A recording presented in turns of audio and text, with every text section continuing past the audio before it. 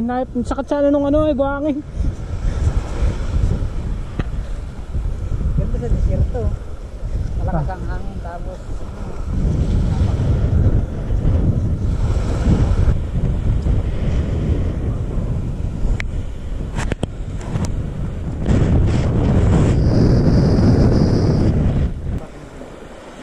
hindi tayo magliligo.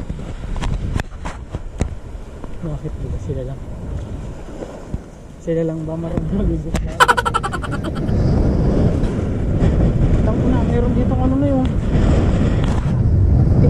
leon. Pagbakas ng leon ah.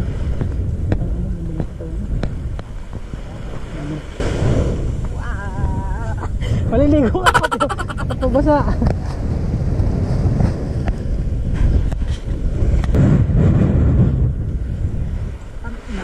alis ng sunglass ang tindi mo lang.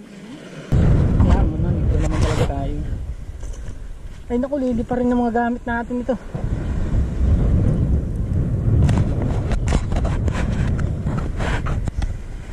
Ano ba yan?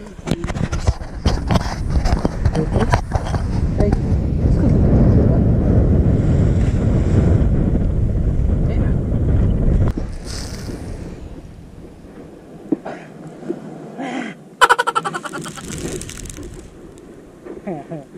yabang mo ha.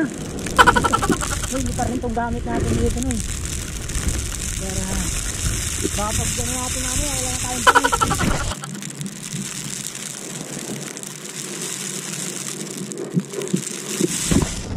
Hindi, wakas.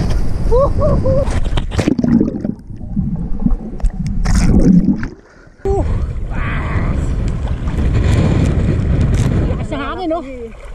Dalawa lang kami. Wala, dadalawa lang Pinoy dito. Napaka-pogi pa. Umera, mabuka.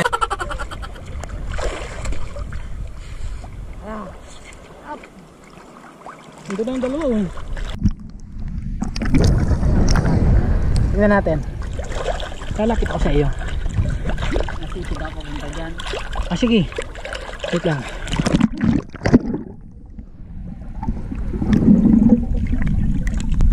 Uy nung isang yun. Walang kasama.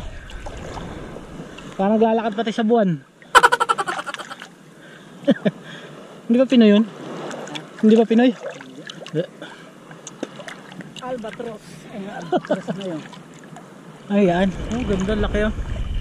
Kinakain yan? Kung sa atin. Kain yan. Para yung mapan, di ba?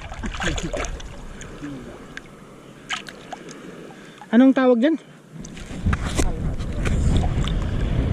Tang ina albatros sa atin, mapan lang yan. Mapan. Ayun, bumaba na din. Ayun, nasa tabi lang. Ang lungkot naman ang buhay ng isang yun. Naglalakad sa kawalan.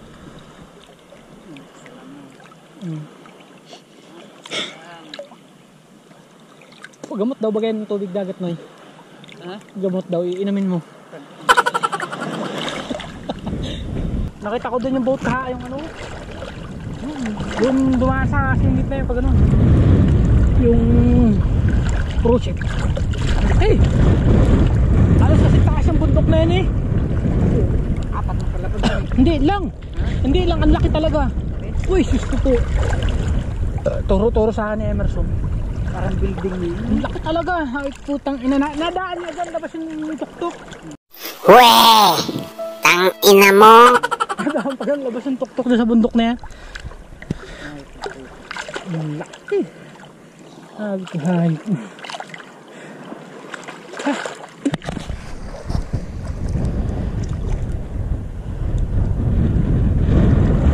Maligo sa dagat. Pilipinas, wala kang pangamba sa mga gilid. Ang jellyfish dito.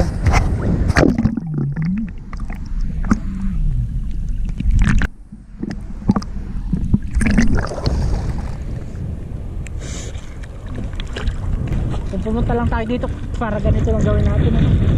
Ako sumasahod tayo. Gago!